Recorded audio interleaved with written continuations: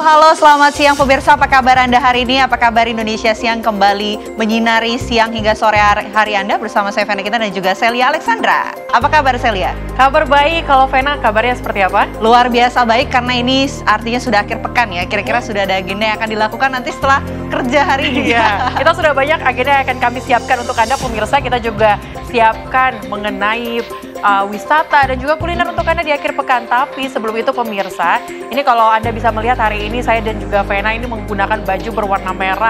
Ini suasana menyambut HUT Hari Republik ulang tahun Indonesia Republik ke-79. Tadi pagi juga kita sudah melihat pemirsa bagaimana kirap bendera merah putih dari Monas menuju ke IKN, Ibu Kota Nusantara. Iya, kita sudah melihat ya sejak pagi hari Celia, siang hari sampai dengan sore hari, prosesnya ini seperti apa sampai sudah sampai di Ibu Kota Nusantara. Nah, kita hadirkan langsung pemirsa informasi pertama untuk Anda. Ini setelah melakukan penerbangan dari Bandara Halim Perdana Kusuma Jakarta, rombongan kirap duplikat bendera pusaka dan juga teks proklamasi sekitar pukul 12:55 waktu Indonesia Tengah tiba di Bandara Sultan Haji Muhammad Sulaiman Sepinggan, Balikpapan, Kalimantan Timur.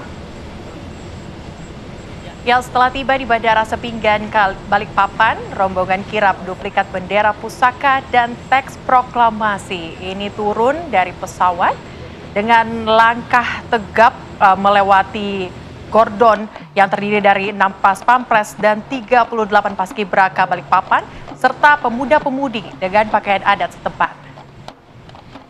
Purna tugas Paskibraka 2023 yang bertugas menjadi pembawa bendera pusaka adalah Naila Alkuba Sinopoy dari Provinsi Banten, sedangkan yang bertugas sebagai pembawa teks proklamasi adalah Lili Wenda dari Provinsi Papua Pegunungan. Selanjutnya rombongan pembawa duplikat bendera pusaka dan teks proklamasi ini melanjutkan perjalanan darat menuju Istana Negara IKN. Di Istana Negara IKN berikutnya duplikat bendera pusaka dan teks proklamasi akan dibawa menuju ruang penyimpanan bendera pusaka dan teks proklamasi.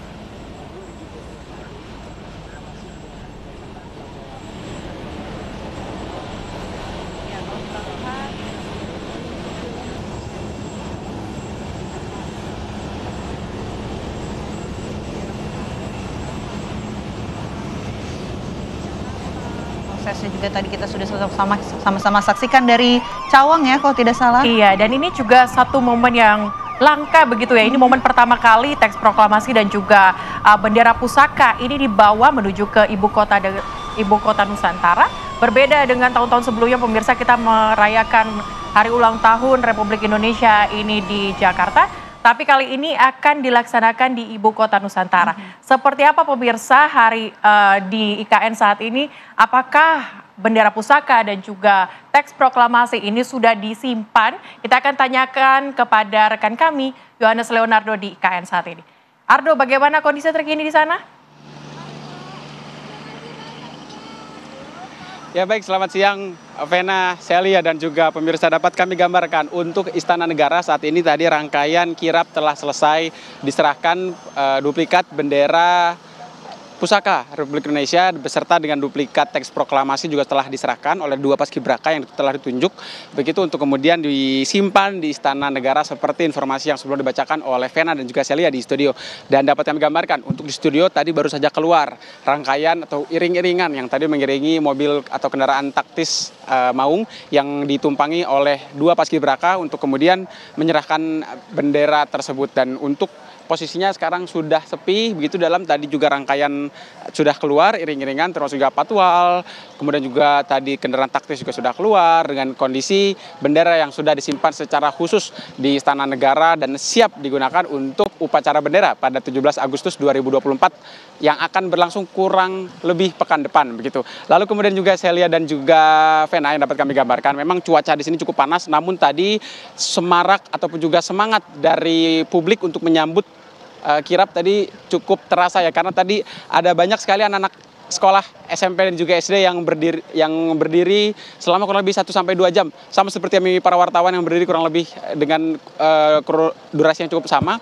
Anak-anak kecil tadi tetap bersemangat dengan bendera dan juga ornamen merah putih yang disiapkan. Lengkap dengan seragam sekolah mereka. Mereka berteriak dan menyambut kedatangan kirap bendera pusaka dan juga teks proklamasi yang disimpan di Istana Negara. Lalu tadi prosesi tersebut berlangsung sebentar, kemudian dilanjutkan ke dalam dan para anak-anak tadi akhirnya dipersilakan untuk pulang dan menumpangi kurang lebih ada 13 sampai 15 bus tadi yang tiba dan mengantarkan para anak siswa-siswi SD dan juga SMP ini dengan guru-guru mereka akhirnya juga sekarang sudah pulang dengan kondisi saat ini artinya di depan Istana Garuda sudah tidak ada lagi rangkaian agenda kirap karena sudah selesai dan juga penyambutan serta pihak-pihak yang terlibat dalam penyambutan juga sudah selesai dan sudah pulang. Dan saat ini di Istana Negara juga telah rampung dan bendera pusaka telah disimpan secara khusus oleh pihak Istana Negara. Kembali ke studio, Celia dan juga Vena. Baik, terima kasih Yohanes Leonardo sudah melaporkan rangkaian agenda kirap. Ini sudah selesai, begitupun juga penyambutan di Ibu Kota Nusantara. Selamat kembali bertugas, Yohanes Leonardo. Ya pemirsa, Presiden Joko Widodo ini menanggapi anggaran pelaksanaan upacara peringatan Hari Ulang Tahun Kemerdekaan Republik Indonesia ke-79 pada 17 Agustus 2024 yang membengkak. Ya, menurut Presiden, upacara HUT RI kali ini digelar di 2 tempat, yakni di Jakarta dan Ibu Kota Nusantara IKN, sehingga wajar saja anggaran menjadi besar.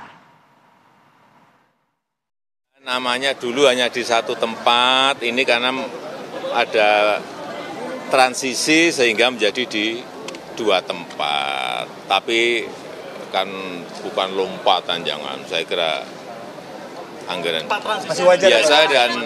biasa, wajar dan juga anggarannya di Kementerian Sektek ada.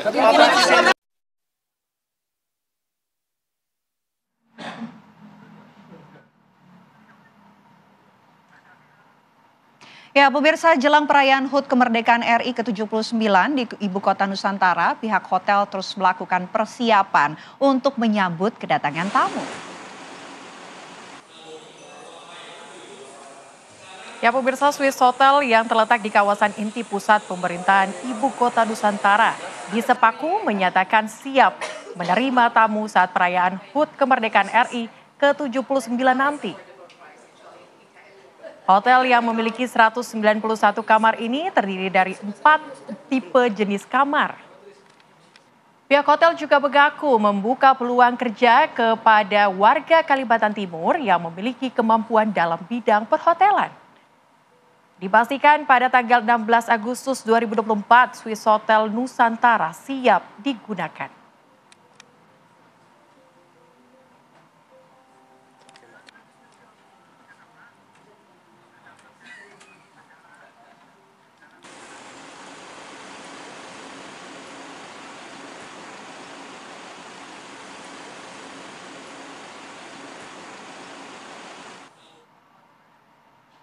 Ya pemirsa, bendera merah putih yang dijahit Ibu Negara Fatmawati pada Proklamasi Kemerdekaan Indonesia tanggal 17 Agustus 1945, bendera pusaka ini dikibarkan terakhir kalinya pada tanggal 17 Agustus 1968 karena kondisinya yang sangat rapuh. Sejak zaman kerajaan yang berada di bumi Nusantara, bendera merah putih sudah digunakan kerajaan-kerajaan tersebut seperti Majapahit, Singasari, dan kerajaan Islam lainnya. Penggunaan bendera berwarna merah putih diteruskan para pejuang daerah hingga para cendekiawan dan nasionalis pada tahun 1928 hingga proklamasi kemerdekaan Republik Indonesia pada tanggal 17 Agustus 1945. Bendera merah putih yang dijahit Ibu Negara Fatmawati pada Proklamasi Kemerdekaan Republik Indonesia tanggal 17 Agustus 1945 berukuran 276 cm x 200 cm. Bendera pusaka Sang Saka merah putih diketahui pernah dibuka jahitannya menjadi 2 bagian terpisah untuk menghindari penyitaan dari tentara Belanda pada agresi militer Belanda pertama pada tahun 1947. Saat itu bendera pusaka dibawa oleh Hussein Muhtahar atas perintah Presiden Soekarno. Jahitannya dibuka dan dipisahkan bagian warna merah dan warna putihnya. Kain itu lantas dibawa dalam 2 tas berbeda. Dengan taktik tersebut, bendera pusaka bisa berkibar dan kembali dengan selamat ke ibu kota Indonesia. Saat ini pengibaran sang saka merah putih yang dikibarkan di Istana Merdeka merupakan bendera replika. Karena saat ini bendera pusaka telah rapuh dan warnanya telah pudar. Bendera pusaka dikibarkan terakhir kalinya pada tanggal 17 Agustus 1968 karena kondisinya yang sangat rapuh. Sejak saat itu Indonesia tak lagi mengibarkan bendera merah putih asli, melainkan duplikasi. Bendera pusaka kemudian disimpan di ruang bendera pusaka di Istana Merdeka. Tim TV One mengabarkan.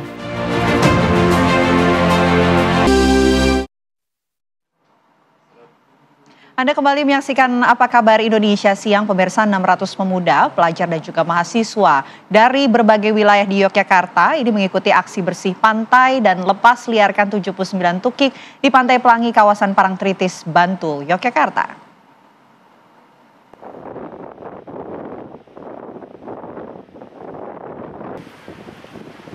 Inilah 600 pemuda, pelajar dan mahasiswa dari berbagai daerah di Yogyakarta yang melakukan aksi bersih pantai di sepanjang Pantai Talwolu hingga Pantai Pelangi, kawasan Parangtritis, Bantul, Yogyakarta.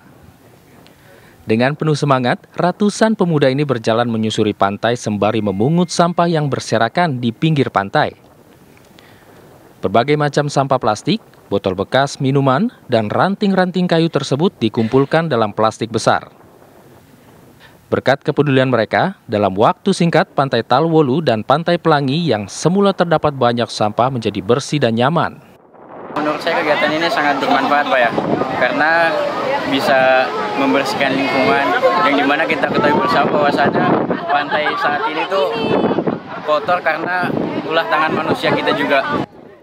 Selain aksi bersih pantai, ratusan pemuda, pelajar dan mahasiswa ini semangat mengikuti kegiatan melepas liarkan anak penyu atau tukik ke laut lepas di Pantai Pelangi, kawasan Parangtritis. Sebanyak 79 tukik dilepas sebagai tanda bahwa kegiatan ini untuk memperingati HUT RI ke-79.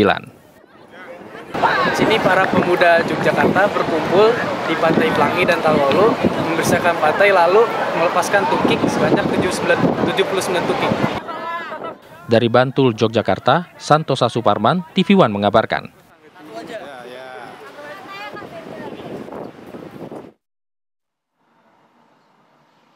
Ya pemirsa, turnamen sepak bola antar kampung dalam rangka memperingati HUT Kemerdekaan Republik Indonesia ke-79 di Pinrang, Sulawesi Selatan ini berlangsung ricuh.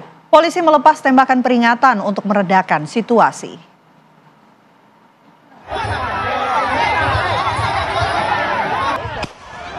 Inilah rekaman video amatir saat kesebelasan Capa Batu Ea dan kesebelasan SMA Negeri 4 Pinrang terlibat adu jotos di lapangan dalam turnamen antar kampung di lapangan Wiring Tasi, Kecamatan Supa, Kabupaten Pinrang, Sulawesi Selatan. Tidak hanya pemain, supporter tuan rumah juga masuk ke dalam lapangan memukul pemain. Aksi ini memicu reaksi supporter lawan. Petugas keamanan pun terpaksa mengeluarkan tembakan peringatan beberapa kali di udara untuk mengurai massa dan berhasil meredakan keributan. Kapolsek Supa menyebut kericuhan laga pembuka Tarkam dalam rangka peringatan HUT RI ke-79 pada Jumat kemarin ini terjadi akibat euforia berlebih dari para supporter. Kedua kubu telah dipertemukan dan sepakat berdamai. Karena dengan massa yang begitu banyak, kami tidak tahu yang mana kubunya yang mana. Akhirnya salah satu anggota melaksanakan tembakan peringatan untuk memecah konsentrasi masyarakat. Laga sepak bola Tarkam tetap dilanjutkan dengan mendiskualifikasi dua tim yang terlibat kericuhan tersebut. Dari Pinrang, Sulawesi Selatan, Rusli Jafar, TV One mengabarkan. Kami hadirkan informasi lainnya untuk Anda, pemirsa. Ribuan sepeda motor antik buatan Amerika dan juga Eropa akhir pekan ini memenuhi kota Yogyakarta mengikuti ajang Jogjantik Day ke-8 yang dipusatkan di halaman parkir barat Jogja Expo Center JEC Yogyakarta.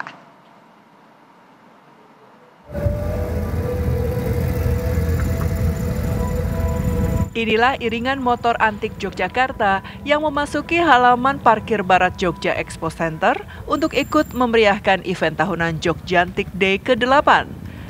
Suara motor antik yang khas menggema di kawasan Jogja Expo Center.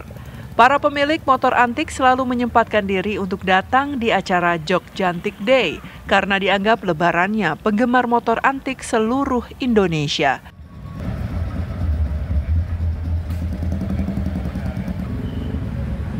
Inilah deretan motor-motor kuno dan antik buatan Amerika dan Eropa yang diparkir di tempat khusus di bagian barat parkir JEC. Berbagai macam merek motor legendaris ada di sini, seperti DKW,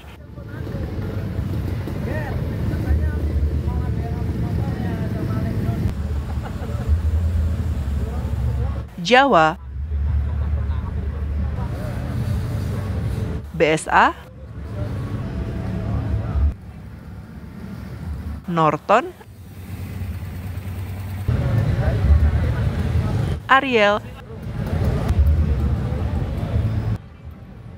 Triumph, IJS, dan masih banyak lagi. Diparkir rapi, berjajar, dan menjadi tontonan sesama penggemar motor antik. Sebagian besar mereka adalah anggota Motor Antik Klub Indonesia dari berbagai daerah di Indonesia. Unik suaranya, dari teknologinya, dipakainya itu kok itu lebih pede daripada motor-motor sekarang. Acara Jogjantik Day ini merupakan penyelenggaraan ke-8.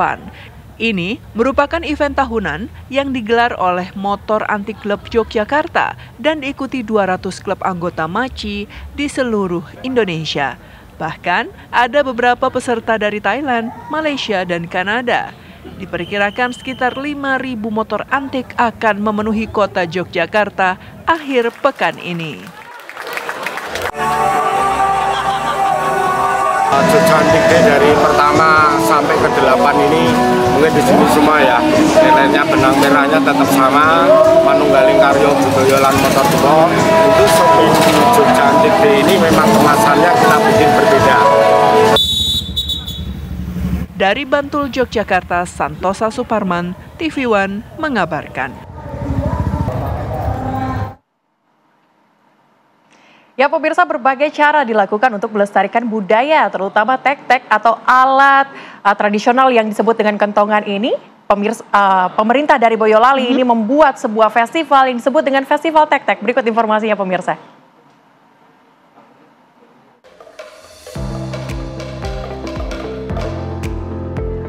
Festival Tek-tek tahun 2024 kembali digelar oleh pemerintah setempat yang diikuti sebanyak 14 peserta atau grup yang berasal dari beberapa daerah di Kabupaten Boyolali, Jawa Tengah. Setiap peserta diberi waktu pentas dan berkreasi selama 30 menit. Festival ini sebagai ajang kreasi dan melestarikan budaya yang makin tergerus dengan budaya asing. Jika zaman dulu tek-tek atau kentongan hanya digunakan sebagai alat untuk mengetahui adanya peringatan bahaya.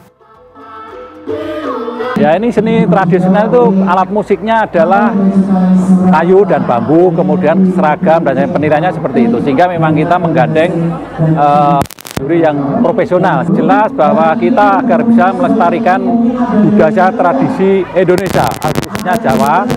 Karena akhir-akhir ini dengan budaya modern itu hampir tergerus. Dan kita mestinya malu ya, karena apa? Seni kerawitan di Amerika dan di Inggris itu banyak digemari, malah masuk kita tidak, yang orang Indonesia jadi tidak cinta dengan tradisi kita sendiri. Dalam festival ini, panitia juga menyediakan hadiah untuk para pemenang hingga mencapai ratusan juta rupiah. Dari Boyolali, Jawa Tengah, Agus Sabtono, TV One mengabarkan.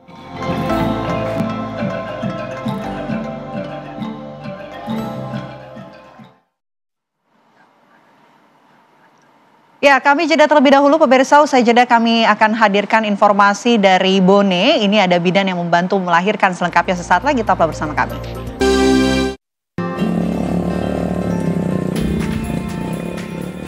Seperti inilah jalur yang dilalui Mega Armini atau bidan delima yang harus pontang-panting dan jatuh bangun saat mengendarai motor trail melalui jalan becek dan rusak menuju desa Bontojai, Kecamatan Bontocani, Kabupaten Bone, Sulawesi Selatan untuk menyelamatkan seorang ibu yang hendak melahirkan.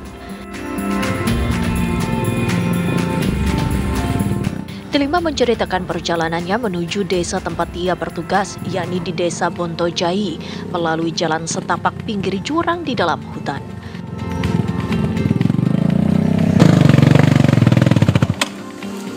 Warahmatullahi wabarakatuh.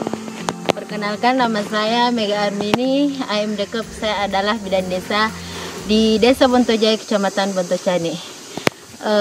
Di sini saya akan menolong pasien yang ada di perbatasan goa. Kita lihat sendiri medan yang saya tempuh. Saya berada di tengah hutan belantara. Kita lihat sendiri medannya hanya bisa dilewati oleh roda 2 dan itu pun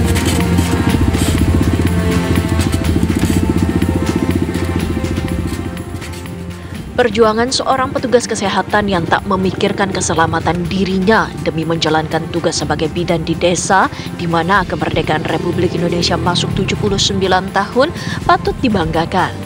Setiba di mobil yang tak mampu melewati jalur tersebut, bidan delima langsung menjalankan tugasnya membantu seorang ibu yang sudah kontraksi dan tak lama lagi melahirkan.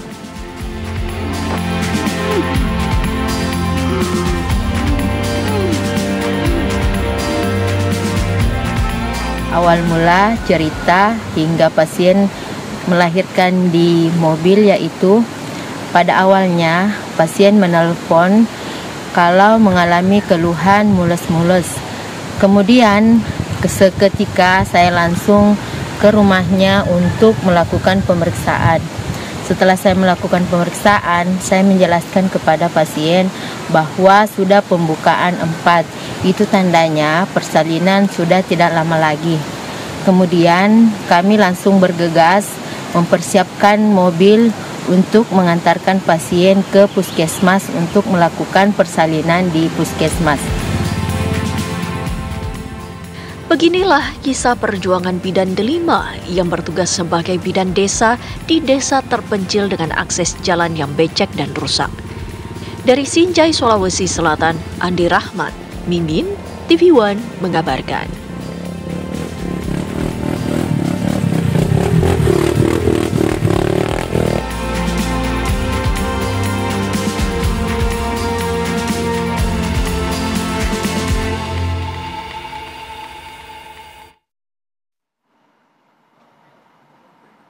Ya pemirsa, begitu besar sekali perjuangan yang dilakukan oleh Bidan Mega ini. Saat ini kita sudah terhubung dengan Bidan Mega Armini. Kita akan tanyakan langsung bagaimana perjuangan dilakukannya selama ini. Bu Bidan, selamat siang. Ya, Mbak. Ya, selamat siang Bu Bidan. Bu Bidan, boleh diceritakan apakah yang dilakukan untuk trail yang panjang setiap hari ataupun ini waktu-waktu tertentu saja, Bu Bidan? Waktu-waktu tertentu, Mbak, karena di desa saya itu ada satu dusun yang langsung berbatasan dengan Kabupaten Goa. Tapi setiap bulan saya melakukan kunjungan ke dusun tersebut. Oke, kalau kita lihat dari video perjalanan dari Bidan Mega ini, perjalanannya ini sangat sulit ya, medannya hanya bisa menggunakan motor ya Bidan ya. Motor siapa ini kalau boleh tahu? Motor sendiri, Mbak. Oh gitu. Bu Bidan, ini melakukan perjalanan jauh. Katanya tadi setiap bulan harus mengunjungi desa seberang.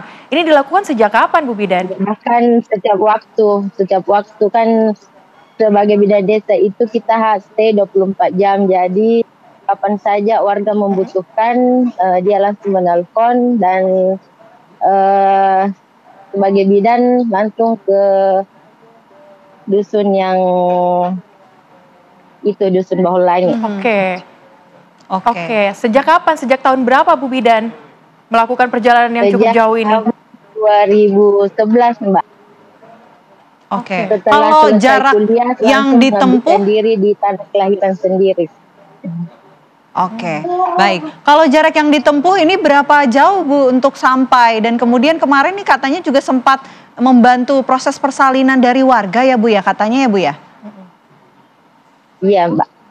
Kalau jaraknya dari tempat saya tinggal itu Mbak kurang lebih 15 kilometer Mbak. Dengan jalan berlumpur melewati hutan belantara. Oke, Bu Bidan, ini kalau tadi kami lihat kan jalanannya berlumpur, Bu Bidan. Kalau kondisinya hujan bagaimana, Bu? Lebih parah lagi dari video yang terlihat di layar TV, Mbak, kalau hujan deras. Boleh diceritakan, Bu, mungkin pengalamannya waktu hujan deras, kemudian harus membantu pasien yang jaraknya cukup jauh? Pengalamannya cukup menarik, Mbak. Itu salah satu kendala saya sebagai bidan jika hujan deras. Kendalanya itu mungkin lambat sampai ke tempat tujuan. Tapi meskipun dengan kendala demikian jalan rusak tidak mengurangi saya sebagai bidan untuk melakukan pertolongan terhadap warga yang membutuhkan. Oke, Bidan Mega, ini saya mau kembali ke proses membantu salah satu warga melahirkan. Ini prosesnya ini dilakukan, proses membantu persalinan ini dilakukan di dalam kendaraan atau di mana sih Bu? Karena kalau dari foto nih nampaknya bukan tempat yang baik begitu untuk proses persalinan. Iya Mbak, di mobil Mbak. Kebetulan pasien saya ingin bawa ke puskesmas untuk melakukan persalinan di puskesmas. Tapi namanya persalinan tidak bisa ditunda, kapanpun bisa terjadi. Jadi sebagai bidan harus siap siaga. Oke, Bu Bidan, ini harapan dari Bu Bidan apa Bu? Melihat bahwa perjuangan Bu Bidan ini juga cukup sangat tinggi, juga perjuangannya untuk melalui medan jalan yang begitu curam begitu. Ada harapannya nggak sih Bu sebagai seorang bidan? Harapannya kepada pemerintah semoga ada perbaikan jalan di daerah kami supaya memudahkan masyarakat bukan hanya dari segi kesehatan tetapi bisa di segi perekonomian masyarakat juga lebih mudah. Amin, mudah-mudahan ini bisa didengar langsung ya oleh pemerintah setempat, bisa membantu memperbaiki kondisi jalan di sana. Terima kasih banyak Bidan Mega Armini atas waktunya di Apa Kabar Indonesia Siang, semoga sehat selalu. Ya pemirsa, usai jeda kami masih akan hadirkan informasi lainnya untuk Anda di Apa Kabar Indonesia Siang. Anda masih menyaksikan Apa Kabar Indonesia Siang, pemirsa. Artis cantik berhijab Zaskia Adya Meka tak menyangka mimpinya untuk bisa menghibur anak-anak korban perang Palestina dapat terwujud. Zaskia membagikan momen perjalanannya ini ke akun media sosial miliknya.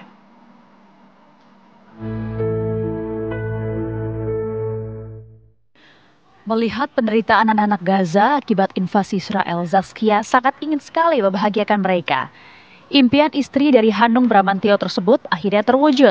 Bersama dengan Ratna Galih, Indah Dari, dan Hamidah Rahmayanti, Zaskia dapat ikut berangkat ke perbatasan Israel melalui Yordania untuk memberikan bantuan kepada para pengungsi Gaza, khususnya anak-anak. Bersyukur mendapat kesempatan besar, Zaskia mengucapkan terima kasih pada sang suami yang mengizinkannya melakukan perjalanan jauh demi misi kemanusiaan. Mama, ini mainan biasanya kalau semua di sini disiapin. Bukan anak lagi sini. Terusan sambil. Mengetahui ibundanya akan berangkat ke Palestina, anak bungsu dari Zaskia, Kama, ingin menitipkan mainannya kepada anak-anak Palestina. Jadi nanti ya. Boleh, kamu mau minta apa lagi?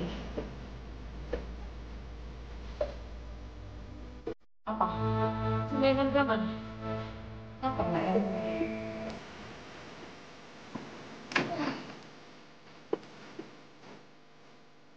Ayam gini. Pergi sampai ini.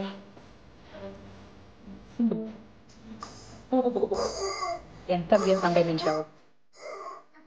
Zaskia pun membagikan mainan dari anaknya kepada anak-anak pengungsi di Gaza dengan rasa bahagia.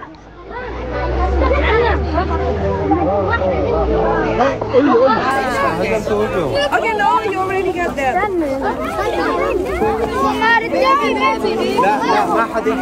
Ini titipan dari Kama, langsung senyum dia, langsung happy.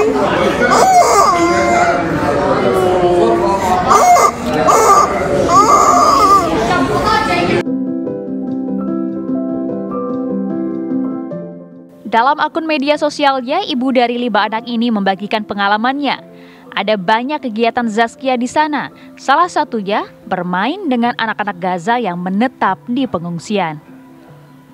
Anak-anak yang senang mendapatkan bantuan sampai berebut untuk mendapatkan bingkisan cat untuk membuat face painting.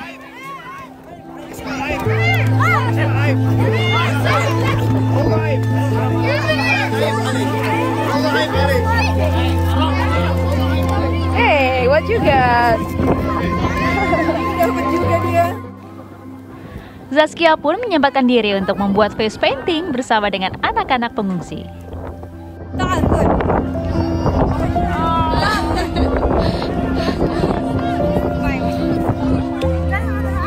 Nah, biar dia lihat aja. Gimana perasaannya? Happy,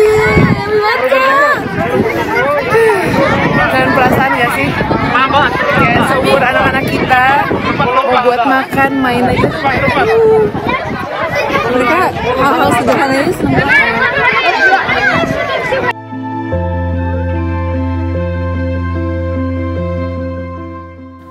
Selain membagikan mainan, Zaskia juga memakaikan hijab pada anak-anak perempuan Gaza.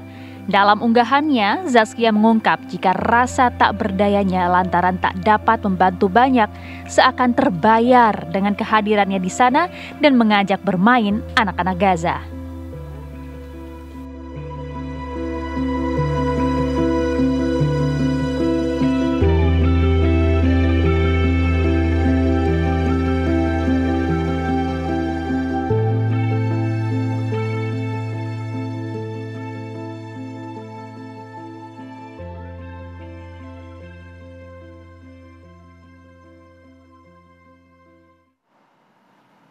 Informasi lainnya untuk Anda pemirsa, atlet angkat besi Rizky Juniansyah ini meraih medali emas di Olimpiade Paris 2024. Ya, dengan prestasi ini keluarga berharap ke depannya pemerintah bisa memperhatikan sarana dan juga prasarana olahraga angkat besi di Indonesia, khususnya di kota Serang, Banten.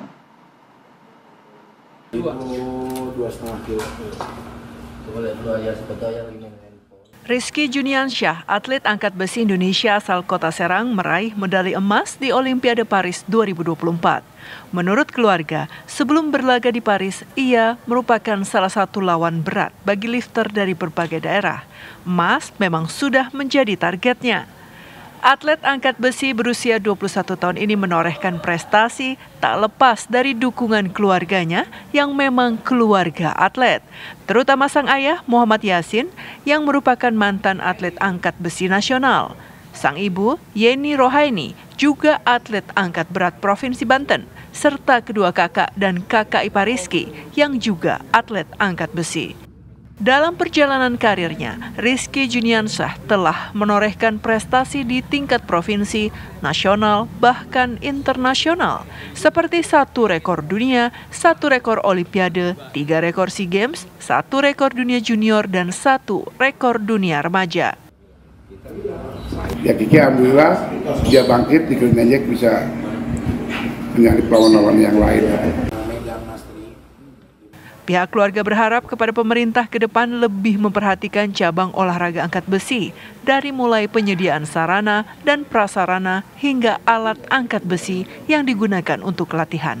Dari Serang, Banten, Siti Marufah, TV One mengabarkan.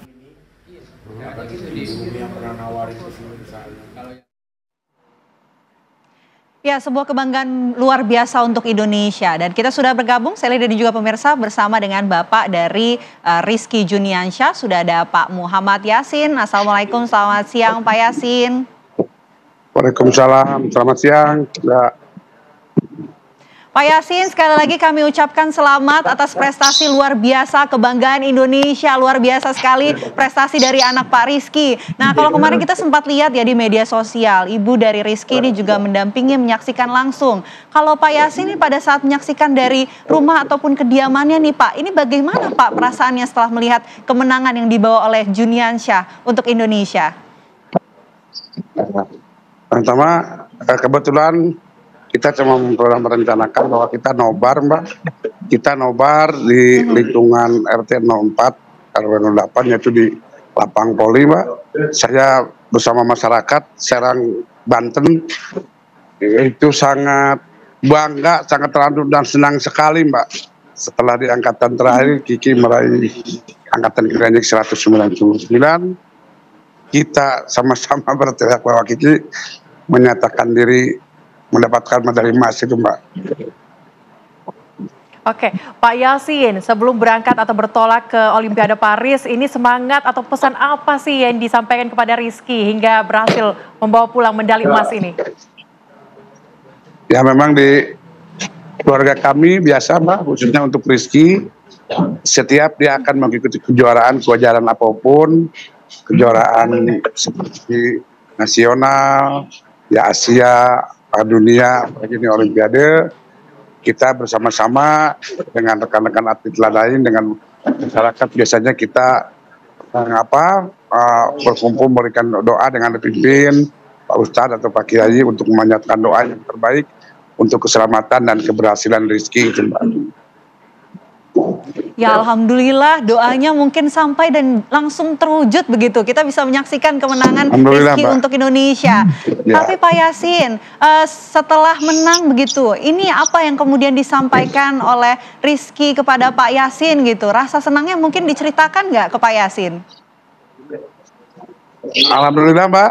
Selesai pertandingan Rizky ada sempat itu waktu menyamperin mamanya, makanya dia sempat video call dengan saya, sempat ya kata-katanya dia merasa terima kasih karena dia sekarang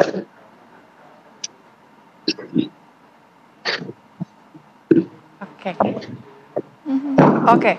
Pak Yasin, ini kalau kita lihat membawa pulang medali emas, pastinya perjuangan dan juga latihan yang dilakukan oleh Rizky ini tak sebentar, pasti melalui banyak sekali perjuangan dan juga latihan yang cukup panjang. Boleh diceritakan Pak, bagaimana waktu itu Rizky mempersiapkan ke Olimpiade Paris? Untuk persiapan Olimpiade Paris juga, orang Rizky itu diawali di tahun 22 awal ya Mbak ya, 22 awal dengan mengikuti kejuaraan Asia dunia.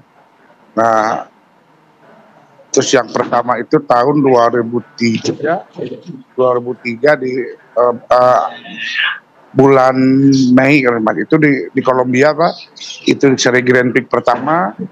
Alhamdulillah di situ Rizky mendapatkan emas 1 dan perak 2. Dan untuk rankingnya berada di posisi kedua di bawah lifter Indonesia juga seniornya Rahmat Arifandullah. Terus keberikutnya yaitu di Kuba ya Pak ya. Di Kuba, dan di Kuba ini memang kita udah persiapkan bahwa Rizky akan dapat melampaui angkatan yang sebelumnya, tetapi di situ musibah menimpa saya, Mbak. Saya mendapatkan sakit dan menurut